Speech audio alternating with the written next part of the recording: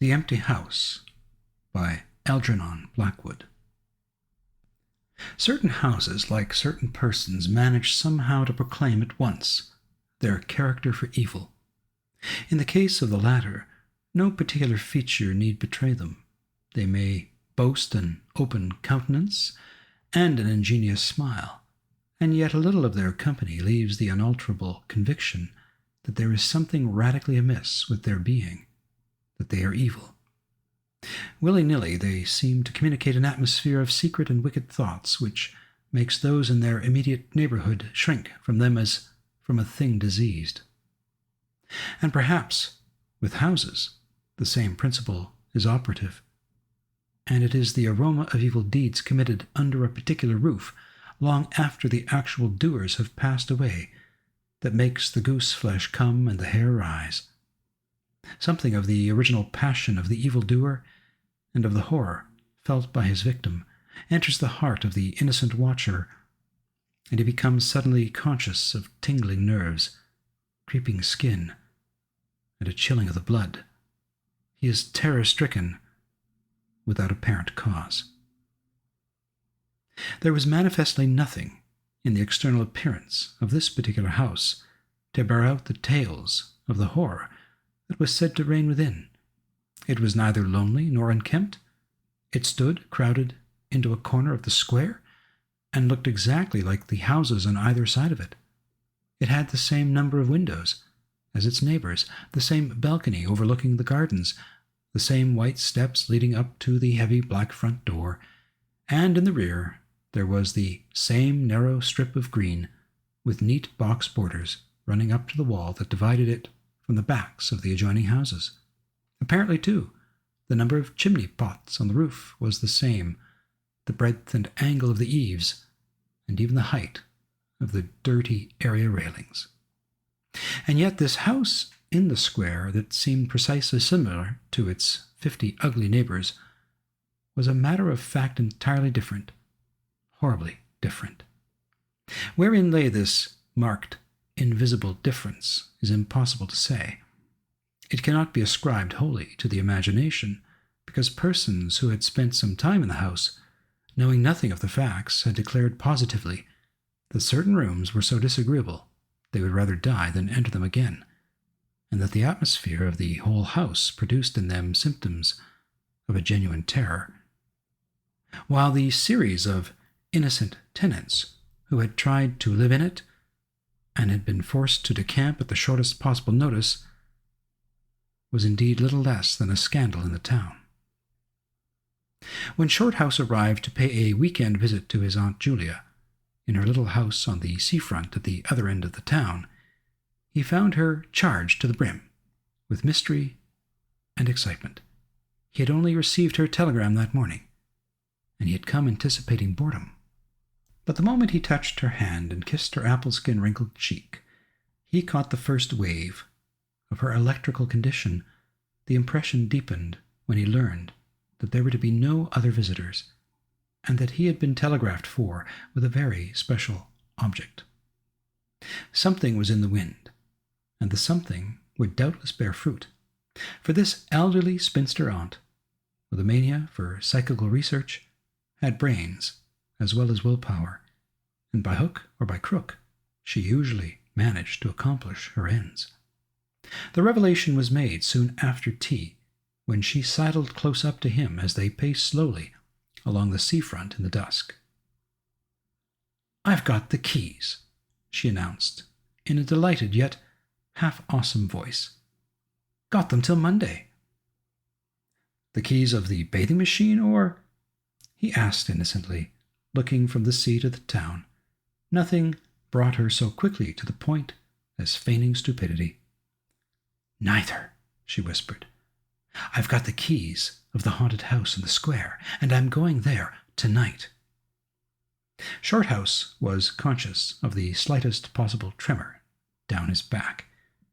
He dropped his teasing tone. Something in her voice and manner thrilled him. She was in earnest. "But you can't go alone," he began. "Well, that's why I wired for you," she said with decision. He turned to look at her. The ugly-lined, enigmatical face was alive with excitement. There was the glow of genuine enthusiasm round it like a halo. The eyes shone.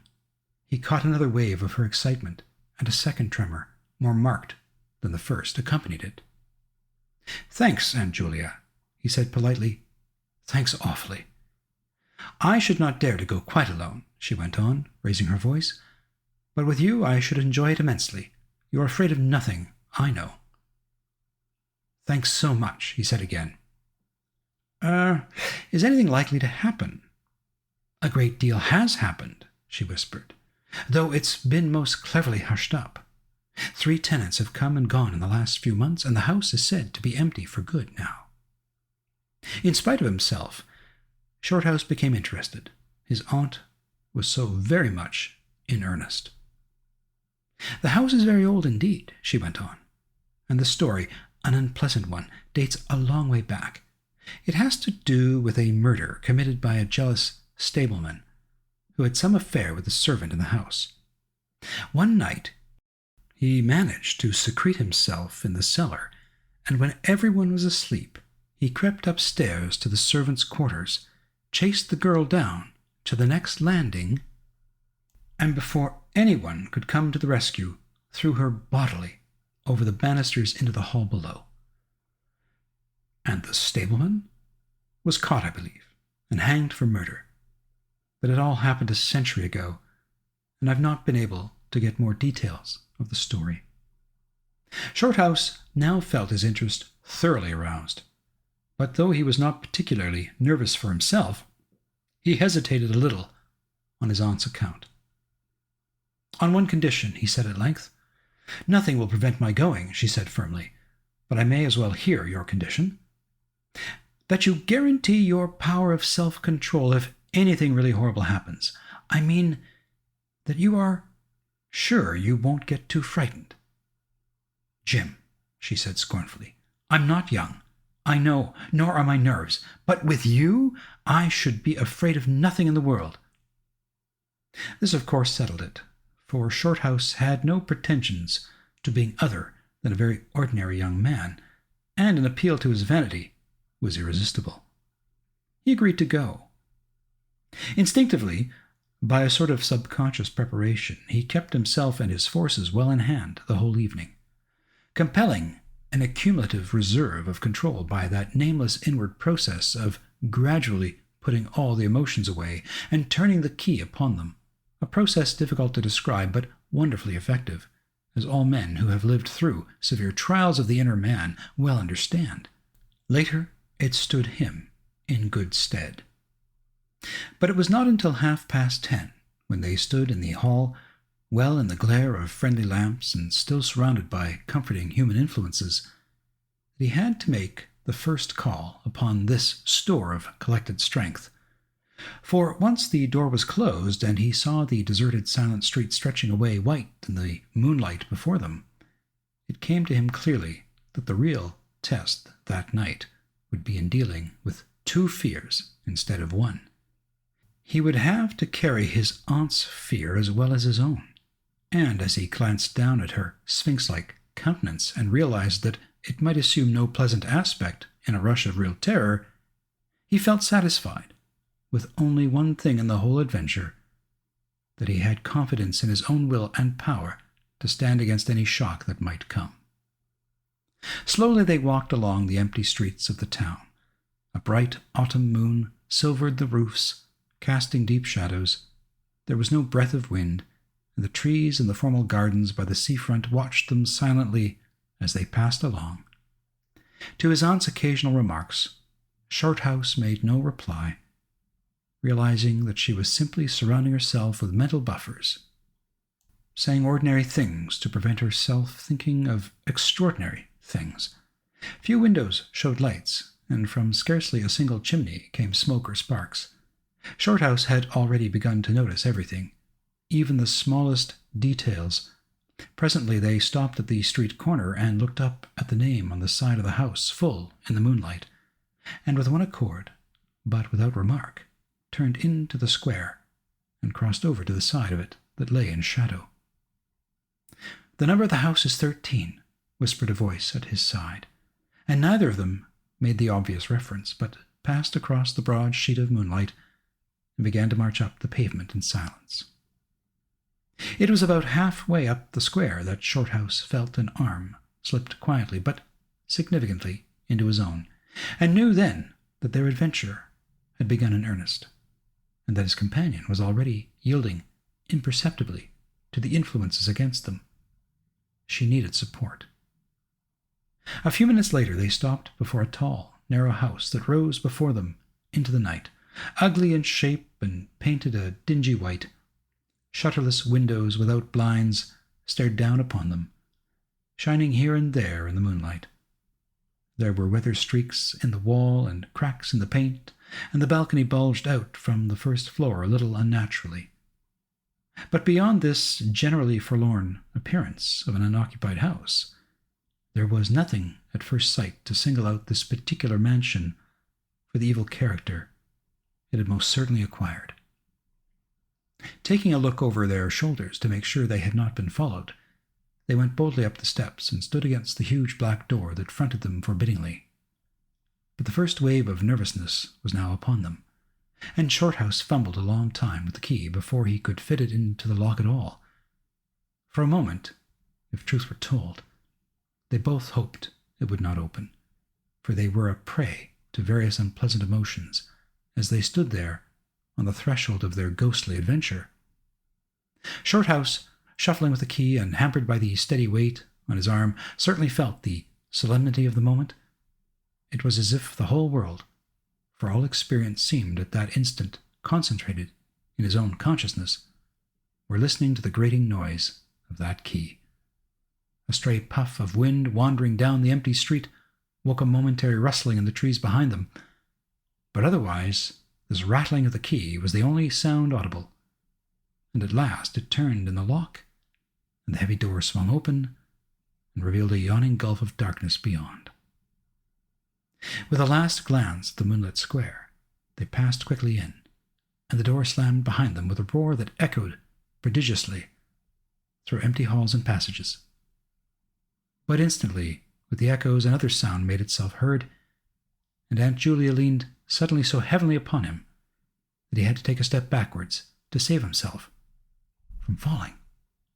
A man had coughed close beside them, so close that it seemed they must have been actually by his side in the darkness. With the possibility of practical jokes in his mind, Shorthouse at once swung his heavy stick in the direction of the sound, but it met nothing more solid than air. He heard his aunt give a little gasp beside him. "There's someone here," she whispered. "I heard him." "Be quiet," he said sternly. "It was nothing but the noise of the front door." "Oh, get a light, quick," she added, as her nephew, fumbling with a box of matches, opened it upside down and let them all fall with a rattle onto the stone floor. The sound, however, was not repeated, and there was no evidence of retreating footsteps. In another minute they had a candle burning, using an empty end of a cigar case as a holder, and when the first flare had died down, he held the impromptu lamp aloft and surveyed the scene. And it was dreary enough in all conscience, for there is nothing more desolate in all the abodes of men than an unfurnished house dimly lit, silent, and forsaken, and yet tenanted by rumor with the memories of evil and violent histories. They were standing in a wide hallway. On their left was the open door of a spacious dining room, and in front the hall ran, ever narrowing, into a long dark passage that led apparently to the top of the kitchen stairs. The broad uncarpeted staircase rose in a sweep before them, everywhere draped in shadows, except for a single spot about halfway up where the moonlight came in through the window and fell on a bright patch on the boards. This shaft of light shed a faint radiance above and below it, lending to the objects within its reach a misty outline that was infinitely more suggestive and ghostly than complete darkness. Filtered moonlight always seems to paint faces on the surrounding gloom, and as Shorthouse peered up into the well of darkness and thought of the countless empty rooms and passages in the upper part of the old house, he caught himself longing again for the safety of the moonlit square or the cozy bright drawing room they had left an hour before. Then, realizing that these thoughts were dangerous, he thrust them away again and summoned all his energy for concentration on the present. "Aunt Julia," he said aloud severely, "we must now go through the house from top to bottom and make a thorough search." The echoes of his voice died away slowly all over the building, and in the intense silence that followed, he turned to look at her. In the candlelight, he saw that her face was already ghastly pale, but she dropped his arm for a moment and said in a whisper, stepping close in front of him, "I agree. We must be sure there's no one hiding. That's the first thing." She spoke with evident effort, and he looked at her with admiration. "You feel quite sure of yourself? It's not too late?" "I think so," she whispered, her eyes shifting nervously toward the shadows behind. "Quite sure. Only one thing." "What's that?" "You must never leave me alone for an instant." "As long as you understand that any sound or appearance must be investigated at once, for to hesitate means to admit fear, that is fatal." "Agreed," she said, a little shakily, after a moment's hesitation. "I'll try." Arm in arm, Shorthouse holding the dripping candle and the stick, while his aunt carried the cloak over her shoulders, figures of utter comedy to all but themselves, they began a systematic search. Stealthily, walking on tiptoe and shading the candle lest it should betray their presence through the shutterless windows, they went first into the big dining room. There was not a stick of furniture to be seen. Bare walls, ugly mantelpieces, and empty grates stared at them. Everything, they felt, resented their intrusion, watching them, as it were, with veiled eyes. Whispers followed them, shadows flitted noiselessly to the right and left. Something seemed ever at their back, watching, waiting an opportunity to do them injury. There was the inevitable sense that operations which went on when the room was empty had been temporarily suspended till they were well out of the way again. The whole dark interior of the old building seemed to become a malignant presence that rose up, warning them to desist and mind their own business. Every moment the strain on the nerves increased. Out of the gloomy dining room they passed through large folding doors into a sort of library or smoking room, wrapped equally in silence, darkness, and dust. And from this they regained the hall, near the top of the back stairs. Here a pitch-black tunnel opened before them into the lower regions, and, it must be confessed, they hesitated, but only for a minute. With the worst of the night still to come, it was essential to turn from nothing. Aunt Julia stumbled at the top step of the dark descent, ill-lit by the flickering candle, and even Shorthouse felt at least half the decision go out of his legs. "Come on," he said peremptorily, and his voice ran on and lost itself in the dark, empty spaces below. "I'm coming," she faltered, catching his arm with unnecessary violence. They went a little unsteadily down the stone steps, a cold, damp air meeting them in the face, close and malodorous. The kitchen, into which the stairs led along a narrow passage, was large, with a lofty ceiling. Several doors opened out of it, some into cupboards, with empty jars still standing on the shelves, and others into horrible little ghostly back offices, each colder and less inviting than the last. Black beetles scurried over the floor, and once, when they knocked against a deal table standing in a corner, something about the size of a cat jumped down with a rush and fled, scampering across the stone floor into the darkness. Everywhere there was a sense of recent occupation, an impression of sadness and gloom. Leaving the main kitchen, they next went towards the scullery. The door was standing ajar, and as they pushed it open to its full extent, Aunt Julia uttered a piercing scream, which she instantly tried to stifle by placing her hand over her mouth. For a second Shorthouse stood stock still, catching his breath. He felt as if his spine had suddenly become hollow, and someone had filled it with particles of ice.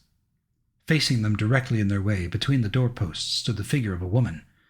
She had disheveled hair and wildly staring eyes, and her face was terrified and white as death. She stood there motionless for the space of a single second.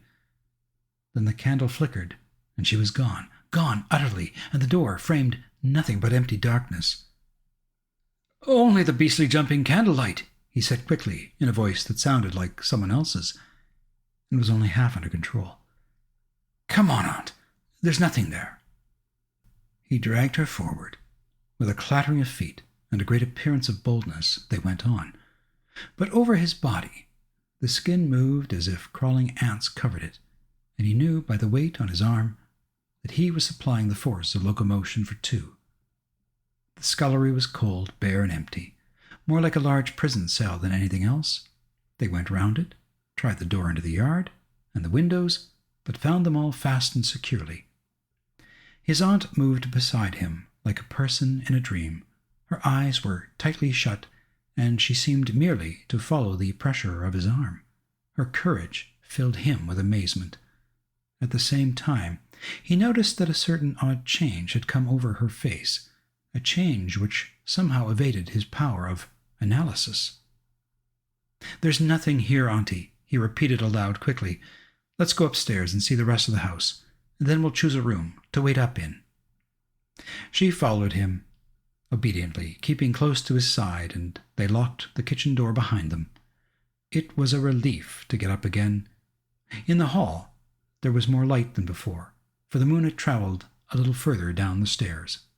Cautiously they began to go up into the dark vault of the upper house, the boards creaking under their weight.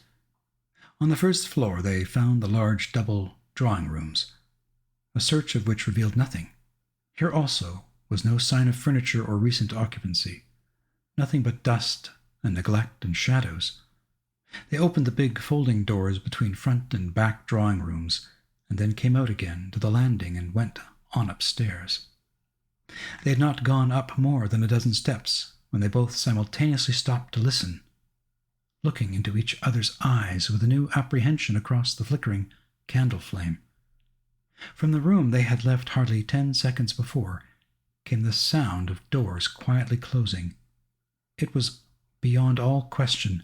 They heard the booming noise that accompanies the shutting of heavy doors, followed by the sharp catching of the latch. "We must go back and see," said Shorthouse briefly, in a low tone, and turning to go downstairs again. Somehow she managed to drag after him, her feet catching in her dress, her face livid. When they entered the front drawing room, it was plain that the folding doors had been closed half a minute before. Without hesitation, Shorthouse opened them. He almost expected to see someone facing him in the back room, but only darkness and cold air met him. They went through both rooms, finding nothing unusual. They tried in every way to make the doors close of themselves, but there was not wind enough even to set the candle flame flickering. The doors would not move without strong pressure. All was silent as the grave. Undeniably the rooms were utterly empty, and the house utterly still. "It's beginning," whispered a voice at his elbow, which he hardly recognized as his aunt's. He nodded acquiescence, taking out his watch to note the time. It was 15 minutes before midnight. He made the entry of exactly what had occurred in his notebook, setting the candle in its case upon the floor in order to do so. It took a moment or two to balance it safely against the wall. Aunt Julia always declared that at this moment she was not actually watching him, but had turned her head towards the inner room, where she fancied she heard something moving. But at any rate, both positively agreed that there came a sound of rushing feet, heavy and very swift, and the next instant the candle was out. But to Shorthouse himself had come more than this, and he has always thanked his fortunate stars that it came to him alone, and not to his aunt too. For as he rose from the stooping position of balancing the candle, and before it was actually extinguished, a face thrust itself forward so close to his own that he could almost have touched it with his lips. It was a face working with passion, a man's face, dark, with thick features and angry, savage eyes. It belonged to a common man, and it was evil in its ordinary, normal expression, no doubt, but as he saw it, alive with intense, aggressive emotion, it was a malignant and terrible human countenance. There was no movement of the air, nothing but the sound of rushing feet, stockinged or muffled feet, the apparition of the face, and the almost simultaneous extinguishing of the candle. In spite of himself, Shorthouse uttered a little cry, nearly losing his balance as his aunt clung to him with her whole weight in one moment of real, uncontrollable terror. She made no sound, but simply seized him bodily. Fortunately, however, she had seen nothing, but had only heard the rushing feet, for her control returned almost at once, and he was able to disentangle himself and strike a match. The shadows ran away on all sides before the glare, and his aunt stooped down and groped for the cigar case with the precious candle. Then they discovered that the candle had not been blown out at all. It had been crushed out. The wick was pressed down into the wax, which was flattened as if by some smooth, heavy instrument. How his companion so quickly overcame her terror, Shorthouse never properly understood, but his admiration for her self-control increased tenfold, and at the same time served to feed his own dying flame, for which he was undeniably grateful. Equally inexplicable to him was the evidence of physical force they had just witnessed. He at once suppressed the memory of stories he had heard of physical mediums and their dangerous phenomena, for if these were true, and either his aunt or himself was unwittingly a physical medium, it meant that they were simply aiding to focus the forces of a haunted house already charged to the brim. It was like walking with unprotected lamps among uncovered stores of gunpowder. So, with as little reflection as possible, he simply relit the candle and went up to the next floor. The arm in his trembled, it is true, and his own tread was often uncertain, but they went on with thoroughness, and after a search revealing nothing, they climbed the last flight of stairs to the top floor of all. Here they found a perfect nest of small servants' rooms, with broken pieces of furniture, dirty cane-bottomed chairs, chests of drawers, cracked mirrors, and decrepit bedsteads.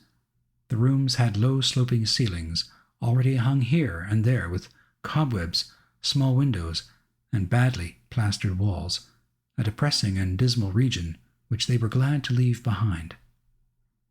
It was on the stroke of midnight when they entered a small room on the third floor, close to the top of the stairs, and arranged to make themselves comfortable for the remainder of their adventure.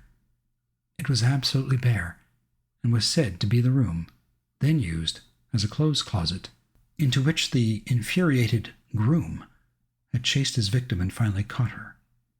Outside, across the narrow landing, began the stairs leading up to the floor above, and the servants' quarters, where they had just searched. In spite of the chilliness of the night, there was something in the air of this room that cried for an open window. But there was more than this. Shorthouse could only describe it by saying that he felt less master of himself here than in any other part of the house. There was something that acted directly on the nerves, tiring the resolution, enfeebling the will. He was conscious of this result before he had been in the room 5 minutes, and it was in the short time they stayed there that he suffered the wholesale depletion of his vital forces, which was, for himself, the chief horror of the whole experience. They put the candle on the floor of the cupboard, leaving the door a few inches ajar, so that there was no glare to confuse the eyes, and no shadow to shift about on the walls and ceiling. Then they spread the cloak on the floor and sat down to wait, with their backs against the wall. Shorthouse was within 2 feet of the door onto the landing. His position commanded a good view of the main staircase leading down into the darkness, and also of the beginning of the servants' stairs going to the floor above. The heavy stick lay beside him, within easy reach. The moon was now high above the house. Through the open window they could see the comforting stars like friendly eyes watching in the sky. One by one the clocks of the town struck midnight, and when the sounds died away, the deep silence of a windless night fell again over everything. Only the boom of the sea, far away and lugubrious, filled the air with hollow murmurs. Inside the house the silence became awful. Awful, he thought, because any minute now it might be broken by sounds portending terror. The strain of waiting told more and more severely on the nerves.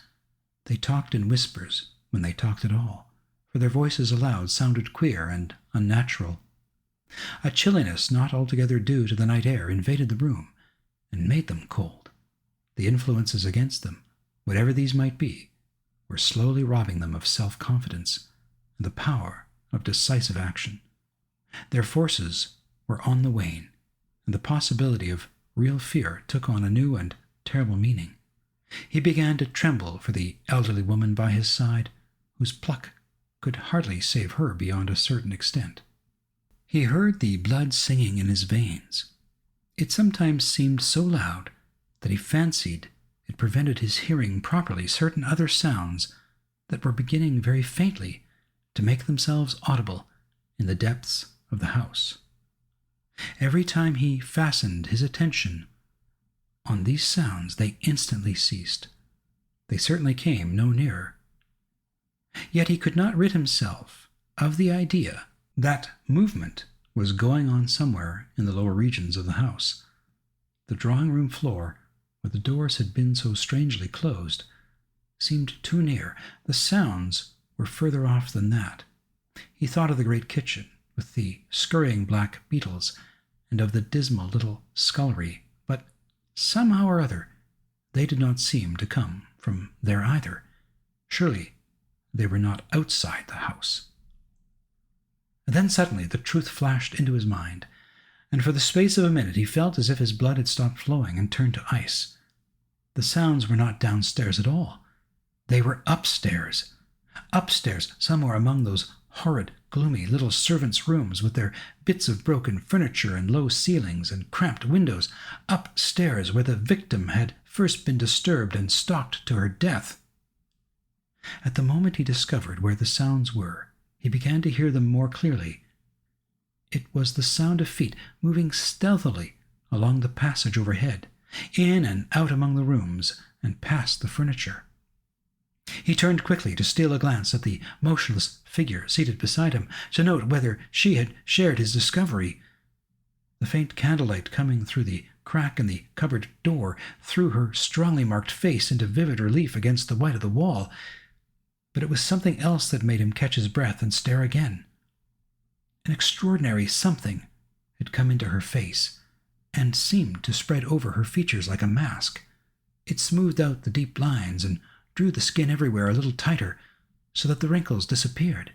It brought into the face, with the sole exception of the old eyes, an appearance of youth and almost of childhood.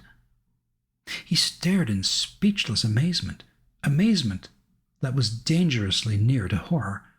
It was his aunt's face indeed, but it was her face of 40 years ago, the vacant, innocent face of a girl. He had heard stories of that strange effect of terror which could wipe a human countenance clean of other emotions, obliterating all previous expressions, but he had never realized that it could be literally true, or could mean anything so simply horrible as what he now saw. For the dreadful signature of overmastering fear was written plainly in that utter vacancy of the girlish face beside him, and when, feeling his intense gaze, she turned to look at him, he instinctively closed his eyes tightly to shut out the sight. Yet when he turned a minute later, his feelings well in hand, he saw to his intense relief another expression. His aunt was smiling, and though the face was deathly white, the awful veil had lifted, and the normal look was returning. Anything wrong was all he could think of to say at the moment, and the answer was eloquent coming from such a woman. "I feel cold, and a little frightened," she whispered.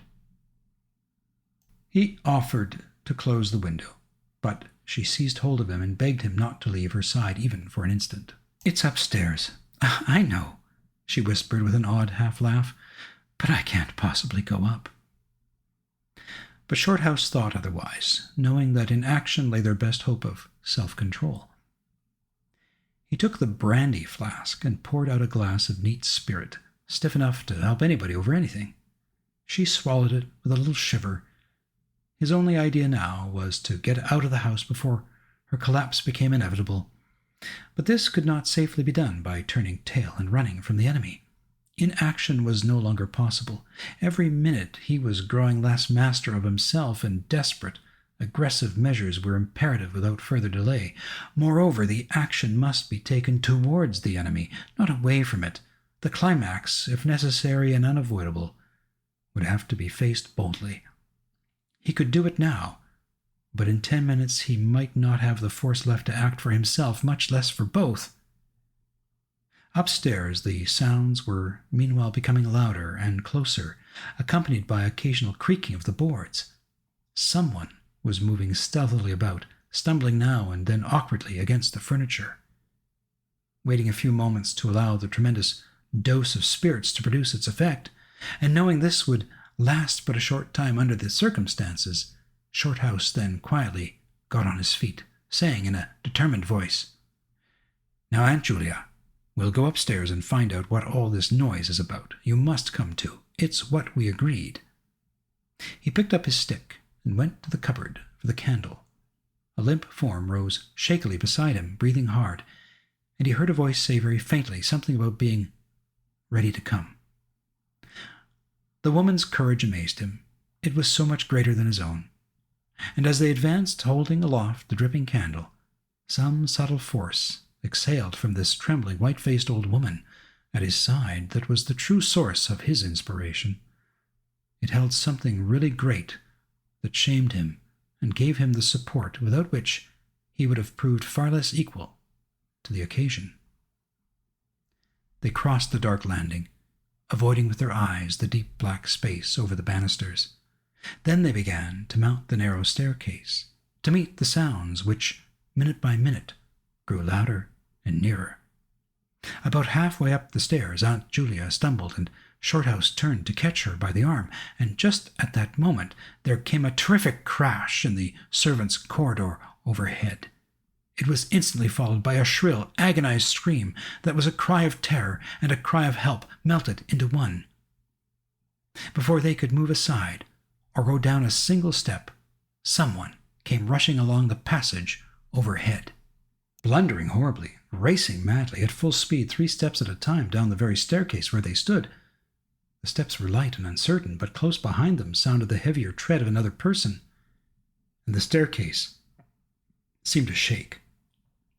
Shorthouse and his companion just had time to flatten themselves against the wall when the jumble of flying steps was upon them, and 2 persons, with the slightest possible interval between them, dashed past at full speed. It was a perfect whirlwind of sound breaking in upon the midnight silence of the empty building. The 2 runners, pursuer and pursued, had passed clean through them where they stood, and already with a thud the boards below had received first one, then the other. Yet they had seen absolutely nothing, not a hand or arm or face or even a shred of flying clothing. There came a second's pause. Then the first one, the lighter of the 2, obviously the pursued one, ran with uncertain footsteps into the little room which Shorthouse and his aunt had just left. The heavier one followed. There was a sound of scuffling, gasping, and smothered screaming, and then out onto the landing came the step of a single person treading weightily. A dead silence followed for the space of half a minute, and then was heard a rushing sound through the air. It was followed by a dull, crashing thud in the depths of the house below, on the stone floor of the hall. Utter silence reigned after. Nothing moved. The flame of the candle was steady. It had been steady the whole time, and the air had been undisturbed by any movement whatsoever. Palsied with terror, Aunt Julia, without waiting for her companion, began fumbling her way downstairs. She was crying gently to herself, and when Shorthouse put his arm round her and half carried her, he felt that she was trembling like a leaf. He went into the little room and picked up the cloak from the floor, and arm in arm, walking very slowly, without speaking a word or looking once behind them, they marched down the 3 flights into the hall. In the hall, they saw nothing, but the whole way down the stairs they were conscious that someone followed them, step by step. When they went faster, it was left behind, and when they went more slowly, it caught them up. But never once did they look behind to see, and at each turning of the staircase they lowered their eyes for fear of the following horror they might see upon the stairs above. With trembling hands, Shorthouse opened the front door, and they walked out into the moonlight and drew a deep breath of the cool night air blowing in from the sea.